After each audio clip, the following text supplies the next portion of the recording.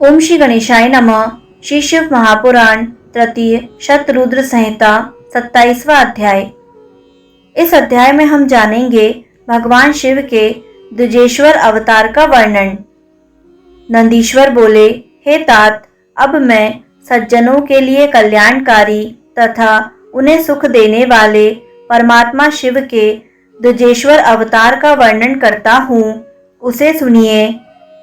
हे तात, मैंने पहले जिन नृपश्रेष्ठ भद्रायु का वर्णन किया था और जिन पर शिव जी ने ऋषभ रूप धारण कर अनुग्रह किया था, उन्हीं के धर्म की परीक्षा लेने के लिए वे पुनः द्विजेश्वर स्वरूप से प्रकट हुए थे, उसी वृत्तांत को मैं कह रहा हूँ।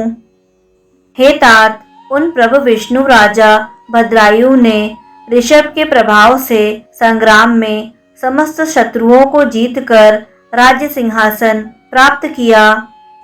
हे ब्रह्मन, राजा चंद्रागद की सीमंतनी नामक पत्नी से उत्पन्न सुंदरी पुत्री तथा परम साध्वी कीर्ति मालिनी उनकी पत्नी हुई। हे मुने, किसी समय उन भद्रायु ने वसंत काल में अपनी पत्नी के साथ वन विहार करने के लिए घने वन में प्रवेश किया। इसके बाद वे राजा उस सुरमय वन में शरणागतों का पालन करने वाली अपनी प्रिया के साथ विहार करने लगे। तब उसके धर्म की दृढ़ता की परीक्षा के लिए पार्वती सहित भगवान शिव ने वहीं पर एक लीला की। शिव जी और पार्वती जी द्विज दंपत्ति बनकर तथा अपनी लीला से एक मायामय व्याघ्र को बनाकर उस वन में प्रकट हुए। वे दोनों द्विज दंपत्ति जहाँ राजा विहार कर रहे थे, वहीं से थोड़ी दूर पर व्याघ्र द्वारा पीछा किए जाने पर भय से व्याकुल होकर दौड़ते रोते चिल्लाते हुए राजा के समीप पहुँचे। शरणागत वत्सल एवं क्षत्रियों में श्रेष्ठ उन राजा भद्रायु ने व्याघ्र से आक्रांत होकर हे तात चिल्लाते हुए उन दोनों को देखा। हे मुनि श्रेष्ठ, अपनी माया से द्विज दंपत्ति बने हुए उन दोनों ने भय से व्याकुल होकर महाराज भद्रायु से इस प्रकार कहा। द्विज दंपत्ति बोले, हे महाराज, हे धर्मवित्तम, हम दोनों की रक्षा कीजिए। हे महाप्रभु, हम दोनों को खाने के लिए यह व्याघ्र आ रहा है। हे धर्मज्ञ, यह हिंसक काल सदृश तथा सभी प्राणियों के लिए भयंकर व्याघ्र आकर जब तक हम दोनों को खा न ले, उसके पहले ही आप इस व्याघ्र से हम लोगों को बचा लीजिए। नंदीश्वर बोले, उन महावीर राजा ने उन दोनों का करुण क्रदंत सुनकर ज्यों ही अत्यंत शीघ्रता पूर्वक धनुष धारण किया। इतने में अति मायावी उस व्याघ्र ने बड़ी शीघ्रता के साथ पहुंचकर उस द्विज श्रेष्ठ की स्त्री को पकड़ लिया और हे नाथ, हाँ कांत, हाँ शंभो, हे जगत गुरु, इस प्रकार कहकर रोती हुई उस स्त्री को भयंकर व्याघ्र ने ग्रास बना लिया। तब तक राजा ने अपने तीक्ष्ण भालों से व्याघ्र पर प्रहार किया, किंतु उसे उन भालों से किसी प्रकार की व्यथा नहीं हुई, जैसे वृष्टि धाराओं से पर्वत राज पर कोई प्रभाव नहीं पड़ता है। राजा के द्वारा यथेच्छ आघात किए जाने पर भी व्यथा रहित वह महाबलवान व्याघ्र बलपूर्वक उस स्त्री को लेकर बड़ी शीघ्रता के साथ वहां से भाग गया। इस प्रकार बाघ के द्वारा अपहृत अपनी स्त्री को देखकर ब्राह्मण अत्यंत विस्मित हो गया और लौकिक गति का आश्रय लेकर बारंबार रोने लगा। फिर देर तक रोने के बाद अभिमान नष्ट करने वाले तथा माया से विप्र रूप धारण करने वाले उन परमेश्वर ने राजा भद्रायु से कहा।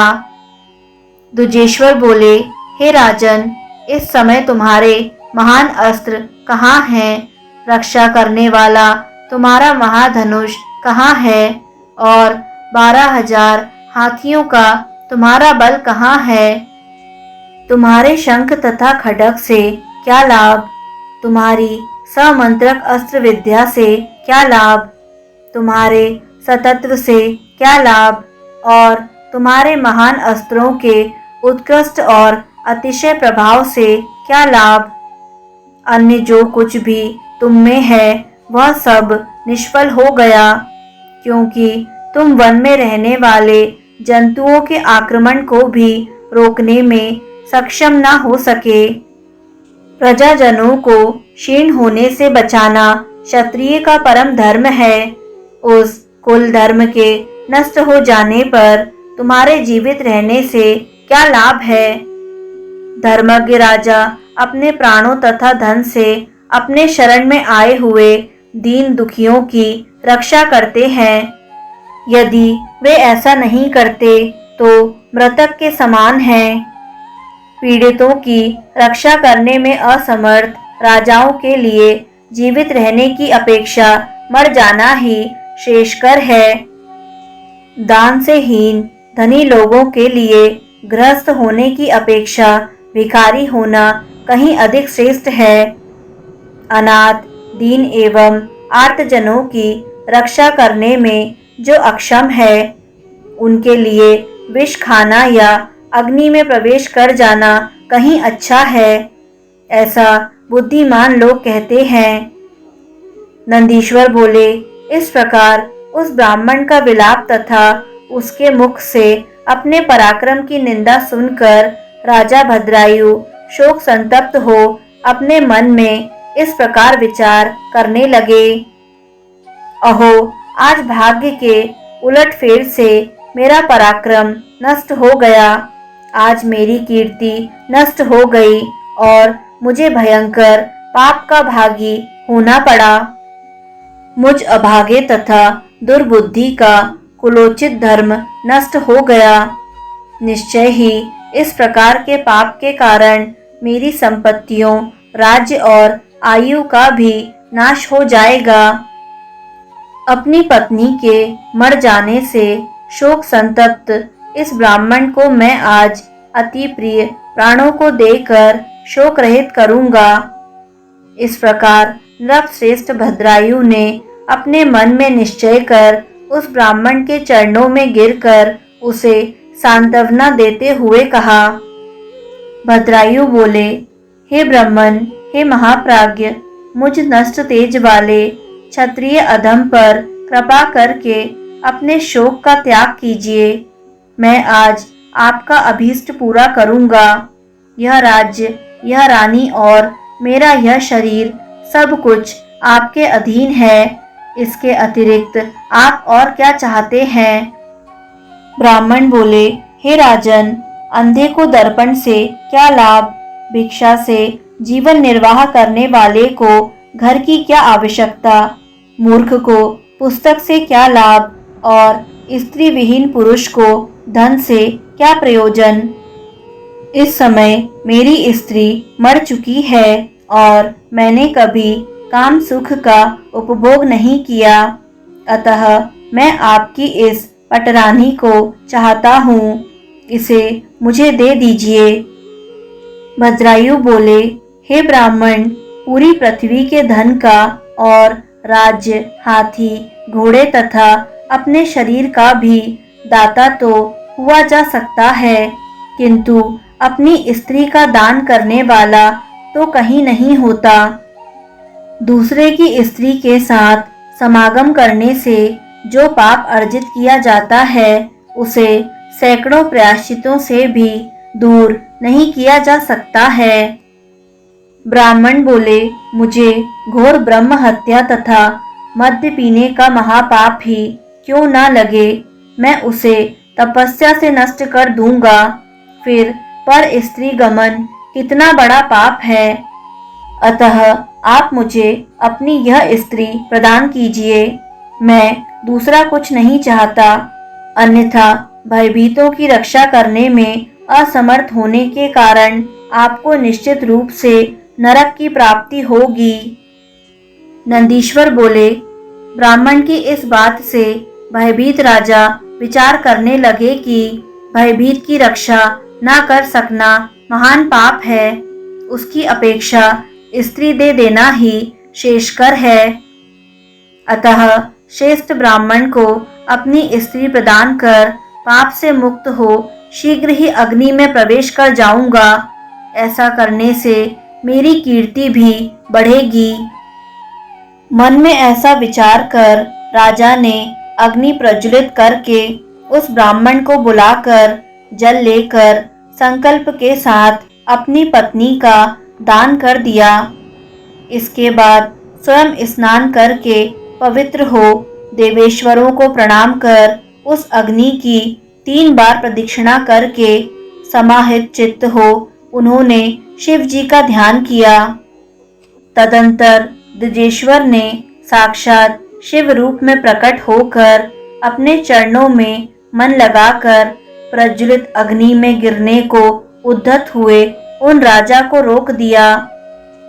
5 मुख वाले 3 नेत्रों वाले पिनाकी मस्तक पर चंद्रकला धारण करने वाले लंबी एवं पीली पीली जटाओं से युक्त मध्याह्नकालीन करोड़ों सूर्यों की भांति तेज वाले मृणाल के समान शुभ्र वर्ण वाले गज चर्म धारण किए हुए गंगा की तरंगों से सिंचित शिरा प्रदेश वाले कंठ में नागेंद्र हार रूप आभूषण धारण करने वाले मुकुट करधनी बाजूबंद तथा कंकण धारण करने से उज्जवल प्रतीत होने वाले त्रिशूल खड्ग खटवांग कुठार चर्म मृग अभय मुद्रा तथा पिनाक नामक धनुष से युक्त 8 हाथों वाले बैल पर बैठे हुए और कंठ में विष की कालिमा से सुशोभित उन शिव जी को राजा ने अपने सामने प्रकट हुआ देखा। तब आकाश मंडल से शीघ्र ही दिव्य पुष्प वृष्टि होने लगी। देवताओं की दुंदुभियां बजने लगीं और अप्सराएं नाचने तथा गाने लगीं। ब्रह्मा विष्णु इंद्र आदि देवता नारद आदि महर्षि तथा अन्य मुनि गण भी स्तुति करते हुए वहां आ पहुंचे। उस समय भक्ति से विनम्र हो हाथ जोड़े हुए राजा के देखते देखते ही भक्ति को बढ़ाने वाला महान उत्सव होने लगा।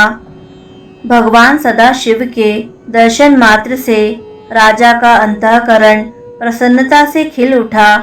अश्रुपात से सारा शरीर आर्द्र हो गया, शरीर रोमांचित हो गया।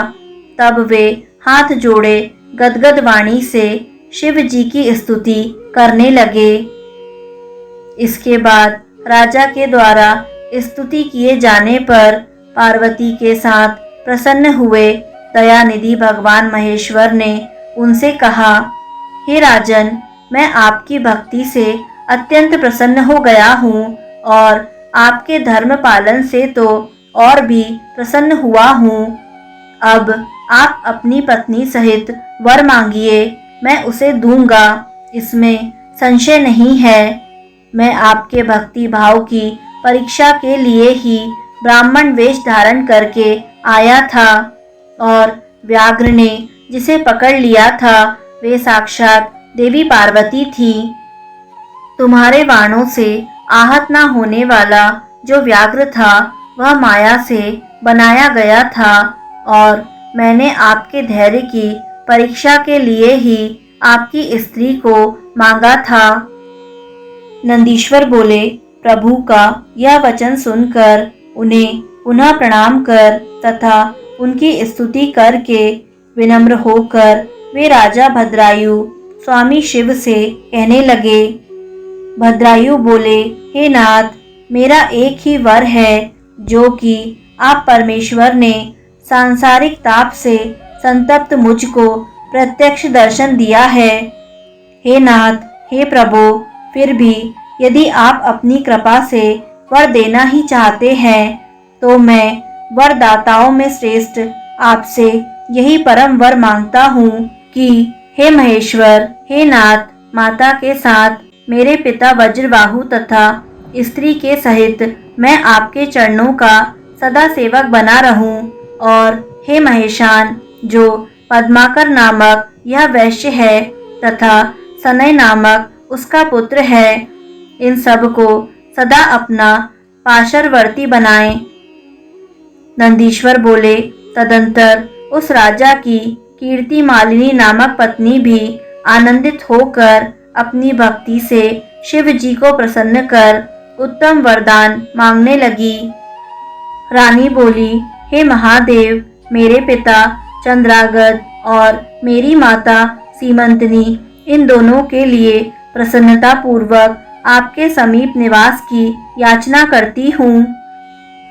नंदीश्वर बोले, भक्त वत्सल पार्वती पति प्रसन्न होकर उन दोनों से ऐसा ही हो इस प्रकार कहकर उन्हें इच्छित वर देकर क्षण भर में अंतर्ध्यान हो गए।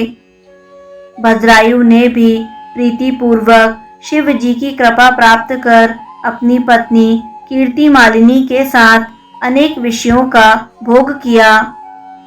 इस प्रकार अव्याहत पराक्रम वाले राजा 10,000 वर्ष पर्यंत राज्य करके पुत्र को राज्य का भार देकर शिव की सन्निधि में चले गए और राजर्षि चंद्रागत तथा उनकी रानी सीमंतनी भक्ति से शिव जी का पूजन कर शिव पद को प्राप्त हुए।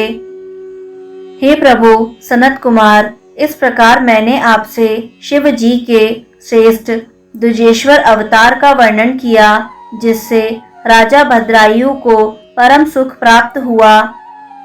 पवित्र कीर्ति वाले द्विजेश संज्ञक शिव अवतार के इस परम पवित्र तथा अत्यंत अद्भुत चरित्र को पढ़ने तथा सुनने वाला शिव पद को प्राप्त होता है। जो एकाग्र चित्त होकर इसे प्रतिदिन सुनता अथवा सुनाता है, वह अपने धर्म से विचलित नहीं होता और परलोक में उत्तम गति प्राप्त करता है। इस प्रकार श्री शिव महापुराण के अंतर्गत तृतीय शतरुद्र संहिता में द्विजेशाख्य शिव अवतार वर्णन नामक 27वां अध्याय पूर्ण हुआ। दोस्तों, यदि आपको शिव महापुराण का यह अध्याय पसंद आया तो वीडियो को लाइक करें। शतरुद्र संहिता के अगले अध्याय निरंतर सुनने के लिए YouTube चैनल आध्यात्मिक कथाएं को सब्सक्राइब करें और बेल आइकन पर प्रेस करें। कमेंट में हर हर महादेव अवश्य लिखें।